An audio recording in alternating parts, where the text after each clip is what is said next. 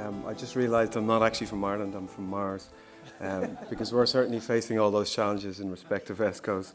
I'd like to thank, just before I start, I am very brief, I do only have 5 slides, just to thank Adrian and his team for inviting me here today. I am just going to talk a little bit about the context for where we are in Ireland, and also I will give some hints as to where we're going in respect of the presidency as well. So, okay, so what we've set out is that we have a target of 1 million building upgrades. That is a 2020 ambition. It was contained within our first National Energy Efficiency Action Plan. And this is where I usually apologise for Mary for not submitting our second National Energy Efficiency Action Plan. It has been done, it just hasn't been approved by government. And I did want to just throw up some sort of the key aspects that I consider. There's an awful lot of facts and figures going around, but it does boil down to the sort of the cost versus the benefit, and they're the numbers that we're talking at.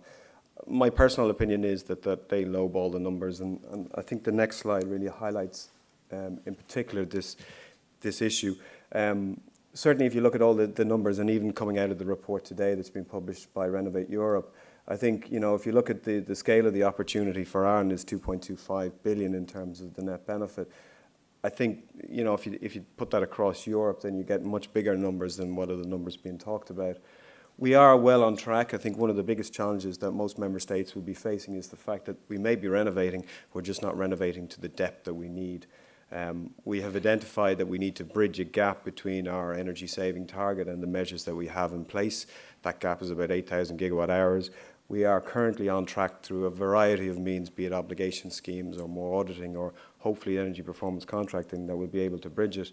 And we do believe that we will overachieve. Contrary to some of the reports that Euractiv have published during the week, we do actually believe that we're actually going to overachieve on our target.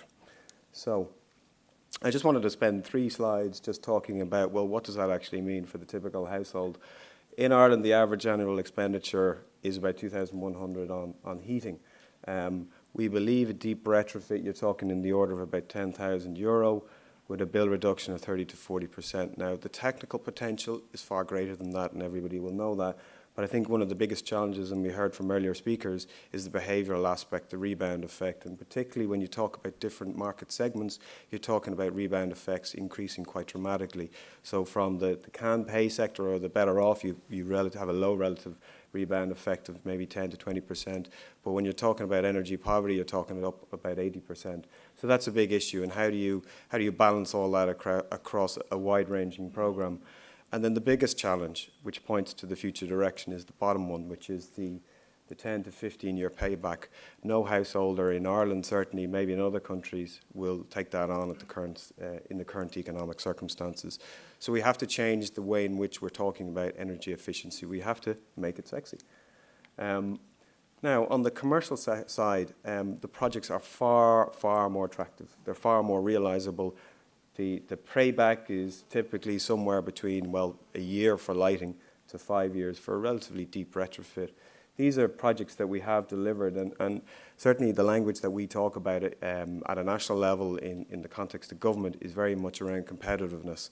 It's not around jobs, it's about competitiveness, because that jobs will come on foot of us making our organisations much more competitive.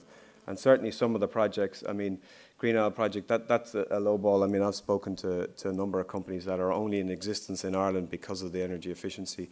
And one of the big plants is Heinz. Heinz was going to close in Ireland. We provided a huge amount of energy services. They now sell those services to the rest of the company, and that's been a real success story, and the company is still thriving in Ireland. So what we're all about today is really this slide. So I'm really gratified to hear what Mary said, because I think the first slide says it all from a policymaker's perspective. Certainly in a programme country, access to finance is the single biggest issue that we face. We know the projects are out there. We know people want to invest from the financing side, but we know that they can't get those projects delivered. So our challenge as a policymaker, and this is the message that I've been saying to all of people who work in energy in our aspect, is that what we have to do is bring everybody together in a mechanism that will allow the financiers to have confidence that the projects will be delivered, and to give a mechanism for the project developers to finance those projects. So that's the biggest challenge we face. So The question is, where do we get those funds? In a programme country, it's extremely difficult. We don't have exchequer funds, so we have to be very, very clever about what we're doing. The concept that we're pursuing quite heavily at the moment on the non-domestic side is around energy performance contracting. We're talking about creating a national framework, standardising the process insofar as we can, making the IP around energy performance contracting available to everybody, changing government procurement rules. I'm very interested the Croatian minister set out a lot of the things that we'll be doing.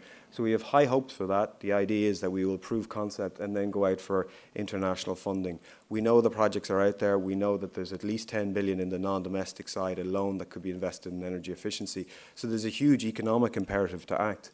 Now, on the domestic side, the challenge is much greater. The project sizes are much smaller, they're much more difficult. To get it to work in a new environment that we exist is much more challenging. We watch with a large degree of interest in the Green Deal. We have our own project that we kicked off there. We've been working on it for the last 12 months. We have only formally kicked off the project now in the last 2 weeks. We're looking at something which is analogous to Green Deal. Maybe given our unique circumstances, it'll be slightly different, but certainly we want to create a new mechanism for financing energy efficiency using those future savings opportunities. The question is, there's huge amounts of, not constitutional, but regulatory barriers to overcome, but also people just are very, very suspicious of energy efficiency unless we can keep reinforcing behavioural norms on them. And that's a big challenge for us. But that is the direction that we're going on. So, thank you.